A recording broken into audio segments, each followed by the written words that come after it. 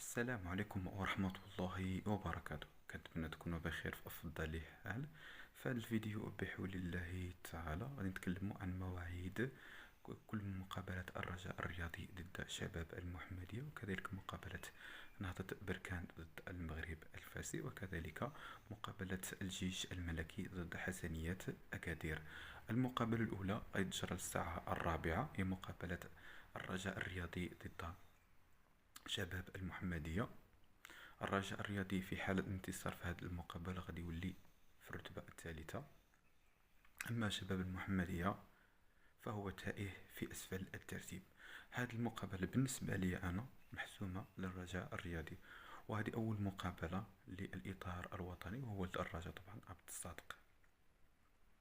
هذه المقابلة سهلة للرجاء الرياضي، 3 نقط محسومة للرجاء الرياضي غدا بحول الله تعالى. واخا الكرة ما فيهاش يعني هذه الفرقة سهلة وهذه الفرقة صعبة، ولكن شباب المحمدية من أضعف الفرق في البطولة الوطنية، لهذا مقابلة محسومة للرجاء بكل تأكيد.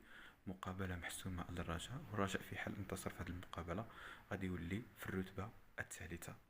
بالنسبة للمقابلة الثانية غادي تكون بين المتصدر نهضة بركان ضد المغرب الفاسي، غادي تكون إن شاء الله على الساعة 6 بالتوقيت المغربي.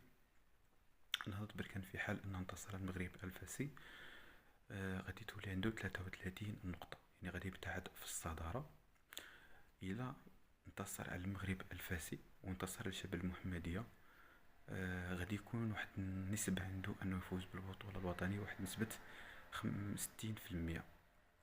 غادي يقترب من أنه يفوز بالبطولة بواحد نسبة 60%. واخا أنا كنظن وكنعتقد بأن البطولة غادي تبدي بالجولة 16، اللي غادي يبان أنه غادي يفوز بالبطولة غادي تكون من جولة 16 وما فوق. أما هذا الشطر الأول كتمهيد، نعم كتبان البوادر شكون غادي ينافس على البطولة شكون اللي ما غاديش ينافس، ولكن المنافسة الحقيقية غادي تكون من الدورة 16 وما فوق. تما غادي يبان اللي عنده السرعة النهائية واللي ما عندوش السرعة النهائية، واللي عنده تجربة اللي ما عندوش.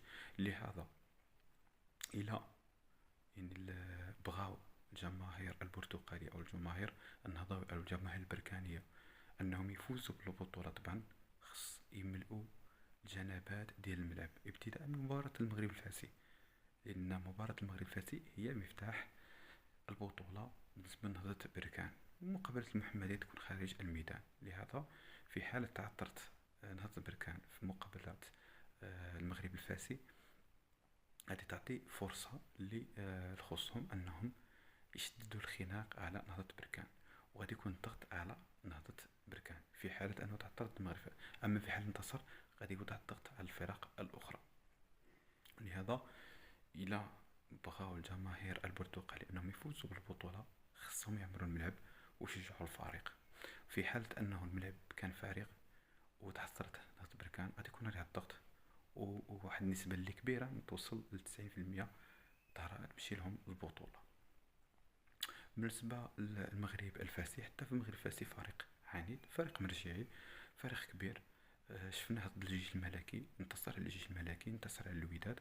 لهذا حتى المغرب الفاسي ممكن نقول لك بانه غدا غادي يكون له رقم صعب.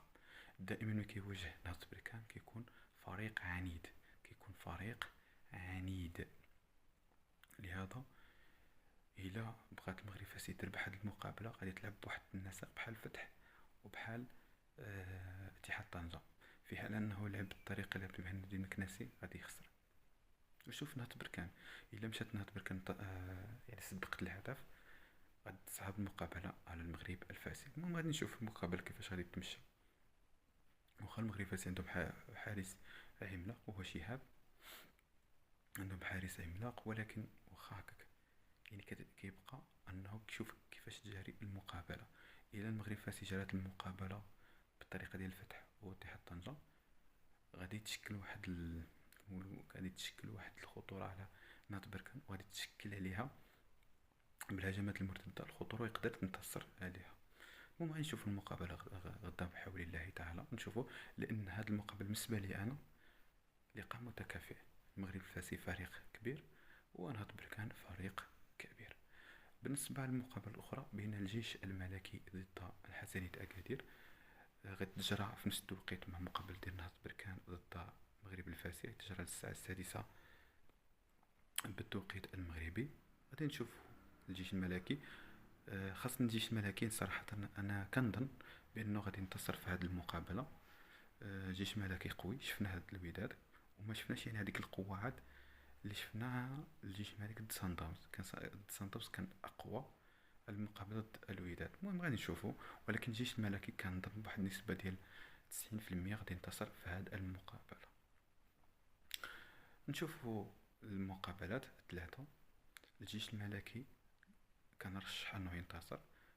نهضة بركان بواحد نسبة 60% ينتصر، والرجاء غادي ينتصر بكل سهولة. واحد 99% غادي ينتصر الرجاء على شباب المحمدية. في حالة انه انتصروا بثلاثة غادي تبقى يعني نفس الفارق. في حالة تعثرت نهضة بركان غادي تقلص الفارق. لهذا قلت لكم الكرة في يعني في يد الجمهور. في حالة أنه نهضة بركان إلا ساندوه الجماهير وضغطوا على المغرب الفاسي غادي تنتصر نهضة بركان. في حالة أنه حضر الجمهور ديال المغرب الفاسي كثر الجمهور ديال نهضة بركان غادي يقدر تعطر نهضة بركان. نكتفي بهذا القدر، والسلام عليكم ورحمة الله وبركاته.